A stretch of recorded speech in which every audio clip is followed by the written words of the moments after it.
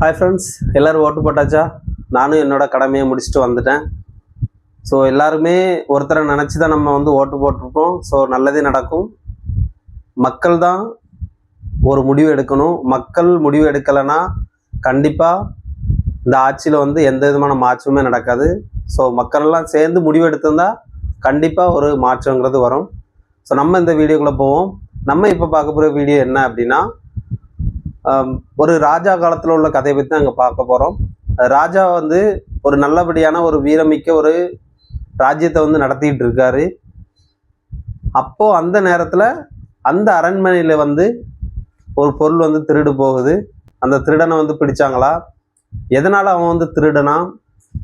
அந்த ராஜா உண்மையிலே நல்ல விதமாக ஆட்சி செஞ்சாரா?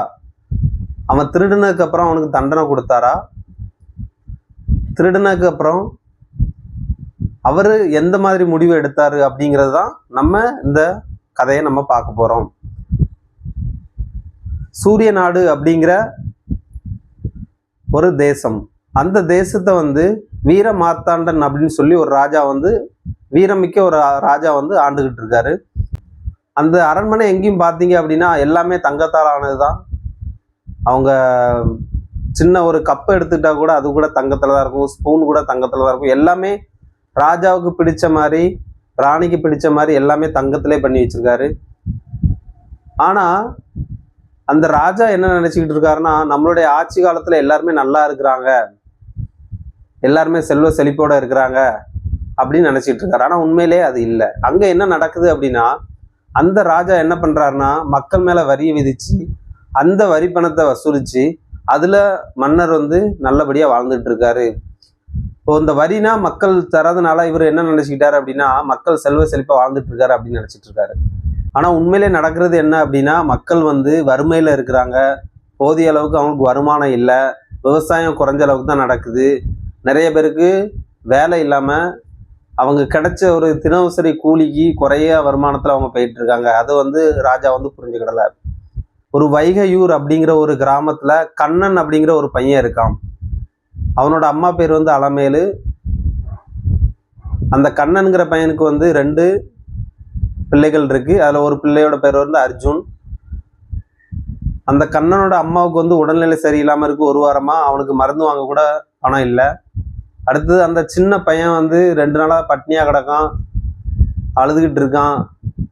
இந்த கண்ணனுக்கு என்ன பண்ணனே தெரியல. ஏன்னா எல்லார்கிட்டையும் போய் பணம் கேட்கான், யாருக்கும் உதவ முன் வரலை. அதே மாதிரி வேலையும் கேட்டு பார்க்கான், நிறைய இடத்துல வேலையும் கிடைக்கல. அப்போ என்ன பண்ண அப்படின்னு சொல்லி அவன் யோசிச்சுட்டு இருக்கிறான். அந்த சமயத்தில் தான் அவனுக்கு ஒரு எண்ணம் தோணுது. ஏன் நம்ம அரண்மனையில் போய் நம்ம திருடக்கூடாது அப்படின்னு சொல்லி யோசிக்கிறான். அவன் அரண்மனையில் போய் அந்த பொற்கலசங்கள் எல்லாம் வச்சிருக்க ஒரு இடத்துக்குள்ள போய் அவன் தங்க வலையில எடுத்துட்டு வெளியில வரான். எடுத்துட்டு வெளியில வரவும், அதாவது அந்த நாட்டோட தளபதி கரிகாலன் அப்படிங்கிறவர் அவனை பிடிச்சிடுறாரு. அவனை பிடிச்சு நேரா ராஜாவோட முன்னிலையில் கொண்டு நுப்பாட்டுறாங்க. அடுத்த நாள் காலையிலே ராஜா, ராணி, மற்ற மந்திரிகள் எல்லாருமே அங்கே சுற்றி இருக்கிறாங்க.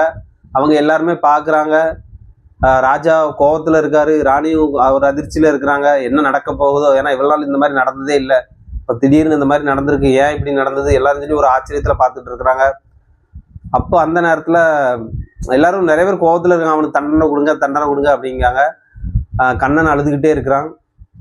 அப்போ உடனே ராஜா கேட்குறாரு, ஏன் நீ திருடுன, என்ன காரணம் அப்படின்னு சொல்லி கேட்குறாரு.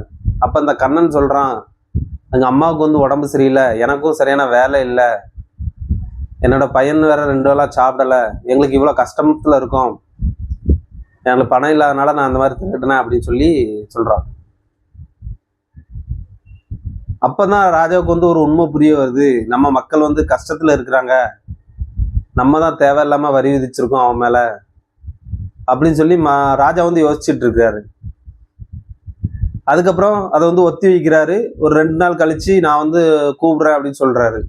ராஜா என்ன பண்றாருன்னா, மந்திரி அவர்கிட்ட சொல்லி அந்த பக்கத்துல இருக்க ஊர்கள் எல்லாம் போய் ஒரு வாட்டி பார்த்துட்டு வர சொல்றாரு. மக்கள் எந்த மாதிரி வாழ்க்கை வாழ்றாங்க, எப்படி இருக்கிறாங்க அப்படின்னு சொல்லி. சில ஊர்களுக்கு ராஜாவே நேரடியாக போறாரு. 2 நாள்ல அவர் போய் எல்லாத்தையும் பார்த்துட்டு அவருக்கு ஒரு உண்மை புரியுது. மக்கள் வந்து கஷ்டத்தில் இருக்கிறாங்க. மக்கள் வந்து நிறைய பேர் சாப்பாடு இல்லாமல் இருக்கிறாங்க. நிறைய பேருக்கு உடுத்துறதுக்கு நல்ல உடை இல்லை. நிறைய பேர் தங்கம் இல்லாமல் இருக்கிறாங்க. நிறைய பேருக்கு சரியான வருமானம் இல்லாமல் இருக்கிறது அவருக்கு வந்து புரியுது. அந்த நேரத்தில் அவர் என்ன பண்ணுறாருன்னா, அடுத்த 2 நாள் அப்புறம் அந்த கண்ணனை கூப்பிடுறாங்க. எல்லாருக்கும் வந்து எல்லார் முன்னாடியும் நம்ம ராஜா என்ன பண்ணுறாரு அப்படின்னா, இந்த நிலைமைக்கு காரணம் நான் தான். இந்த நிலைமைக்கு நீ வந்ததுக்கு காரணம் ஏன் அப்படின்னா, நீ எல்லாமே நல்லா இருந்திருந்தீன்னா நீ வந்து திருட மாட்ட.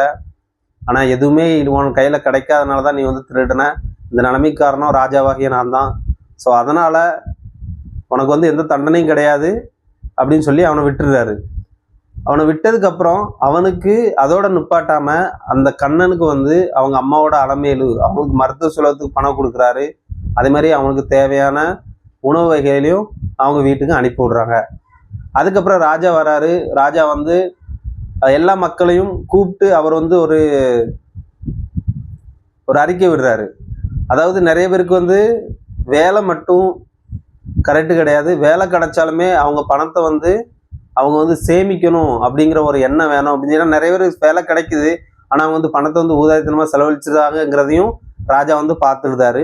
ஸோ அதனால் அவர் என்ன பண்ணுறாரு அப்படின்னா, இந்த பணத்தை அவங்க சேமிக்க ஒரு வழியை சொல்கிறாரு. நம்ம அரண்மனையில் மட்டும் தங்கம் இருக்கக்கூடாது, இந்த தங்கம் வந்து எல்லா சிறு சிறு மக்கள்கிட்டையும் போகணும் அப்படின்னு சொல்லி அவர் என்ன அறிக்கை விடுறாரு அப்படின்னா, தினம் நீங்கள் வந்து ஒரு நாணயத்தை வச்சு, வெள்ளி நாணயம் அந்த நேரத்தில் கொடுத்துட்டு இருந்தாங்க, அந்த வெள்ளி நாணயத்தை வச்சு நீங்கள் என்ன பண்ணுங்கன்னா தங்கத்தில் நீங்கள் சேமிங்க அப்படின்னு சொல்லி மக்கள் தங்க காப்பீட்டு திட்டம் அப்படின்னு சொல்லி ஒரு திட்டத்தை அறிக்கை விடுறாரு.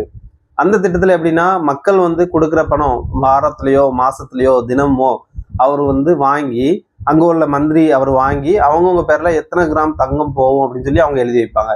எழுதி வச்சு அவங்களுக்கு அந்த தங்கத்தில் அவங்க கொடுத்து ஆரம்பித்தாங்க. ஸோ அப்படி கொடுக்கும்போது ஒரு 2-3 வருஷத்துலேயே நிறைய மக்கள்கிட்ட வந்து இந்த சேமிப்புங்கிற மனப்பான்மை வந்து அதிகமாச்சுது. அந்த மக்கள்கிட்ட தங்கங்கிறது அதிகமாக அவங்க வந்து வாங்க ஆரம்பித்தாங்க. அப்போது ராஜ்யமும் நல்லா இருந்தது, மக்களும் நல்லா இருந்தாங்க, ராஜாவுக்கும் எந்த விதமான பிரச்சனையும் இல்லாமல் போயிட்டு இருந்தது. இந்த கதையோட கருத்து என்ன அப்படின்னா, நம்ம எல்லாருமே வேலை பார்க்குறோம், ஆனால் நமக்கு போதுமான அளவுக்கு சம்பளம் இல்லை தான், அது எல்லாருக்குமே தெரியும். நிறைய பேர் வேலை பார்க்குறாங்க, குறைஞ்ச சம்பளமே 300 ரூபா 200 ரூபா தான் தினமும் வேலை பார்க்குறவங்க கூட இருக்கிறாங்க. ஆனாலும் நீங்கள் வந்து உங்கள் எதிர்காலத்தை நோக்கி பாருங்கள். உங்களோட எதிர்காலம் மட்டும் இல்லை, உங்கள் பிள்ளைகளோட எதிர்காலமும் அதில் இருக்குது. நீங்கள் 200 ரூபா சம்பளம் வாங்கினாலும், நீங்கள் 2 லட்ச ரூபா சம்பளம் வாங்கினாலும், நீங்கள் 10,000 ரூபா சம்பளம் வாங்கினாலும், நீங்கள் 50,000 சம்பளம் வாங்கினாலும் உங்களுக்குன்னு ஒரு குடும்பம் இருக்குது, உங்களுக்குன்னு ஒரு பிள்ளைகள் இருக்குது, அது பெண்ணோ ஆணோ இருக்குது. அப்போ அவங்களுக்காக நம்ம வந்து சேமிக்க தொடங்கணும். அது 10 ரூபாயோ 20 ரூபாயோ 500 ரூபாயோ 1000 ரூபாயோ உங்களுக்கு வர வருமானத்தை பொறுத்து 25% நீங்கள் எப்படியாவது எடுத்து வைங்க. எடுத்து வச்சு நீங்கள் வந்து சேமிங்க. தங்கத்து மூலமாக சேமிக்கிறீங்க அப்படின்னா டிஜிட்டல் கோல்டு இருக்குது. 10 ரூபா 100 ரூபா 50 ரூபாயிலேருந்து நீங்கள் சேமிக்க ஆரம்பிக்கலாம். நீங்கள் அதன் மூலமாக சேமிங்க. அப்படி சேமிக்க ஆரம்பிச்சிங்க அப்படின்னா உங்களுக்கு சேமிப்பு பழக்கம் வரும். உங்கள் கையில் தங்கமும் புழங்கிக்கிட்டே இருக்கும். இப்போ இந்த காலத்தில் நம்ம யோசித்தோம் அப்படின்னா நம்ம தங்கம் வாங்குறது அவ்வளோ ஈஸி கிடையாது. ஸோ சிறுக சிறுக நீங்கள் சேமிக்க ஆரம்பிங்க. சேமிப்பு திறனை நீங்கள் வளர்க்க ஆரம்பிங்க. கண்டிப்பாக உங்களாலையும் தங்கம் வாங்க முடியும். டிஜிட்டல் கோல்டில் நீங்கள் தங்கம் சேமிக்க ஆரம்பிங்க. கண்டிப்பாக உங்களால் அதிக தங்கம் வந்து சேமித்து வாங்க முடியும். ஸோ டிஜிட்டல் கோல்டில் நீங்கள் சேமிக்க ஆரம்பிங்க. கண்டிப்பாக உங்களால் தங்கம் சேமிக்க முடியும். ஸோ இந்த ஸ்டோரி பிடிச்சிருந்து அப்படின்னா ஷேர் பண்ணுங்கள், சப்ஸ்கிரைப் பண்ணுங்கள், லைக் பண்ணுங்கள். வேறு ஏதாவது உங்களுக்கு தங்கத்தை பற்றி தெரியணும் அப்படின்னா நீங்கள் வந்து கமெண்ட்ஸில் சொல்லுங்கள். நான் வந்து அதுக்கேற்றப்பல வீடியோ போடுறேன். நன்றி.